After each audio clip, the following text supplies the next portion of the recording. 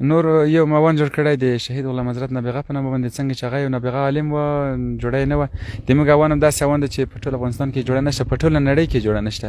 دا ځکه چې اوانونه خو نور هم دي، خو د زموږ اوه دغه اوان دی. کېدای شي دغه اوان ده، دا هم د انجینر صاحب نوښت ده.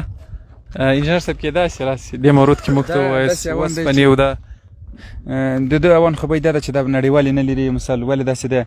دا خوبۍ دا ده چې دا یې بستنې پایر کړه، یعنې هېڅ نړیوال داسې هوا نشي پېښ کولی چې نشي پېښ کولی چې هغه ستندې ونه لري او ټک دې وکړه. زه به انشاءالله په کم وخت سره باندې خو موږ مسلکي کسان نه یو دوشه نو دا څه ډول کېدای شي لږ داسې ساده ژبه باندې تشریح کړو. درته وایم ته د پټاکۍ مرمۍ راوړه، دغه مرمۍ ده، په دغه ځای کې پټاکۍ لري، دلته داسې د مابین کې پټاکۍ لري. بیا چې کله ته ور اچولی بل میخ وي ستنده، چې کله داسې ورڅه ووایې ټکر وخوري دلته باره ته ور واخلي نو سملاسي مرمۍ وځي.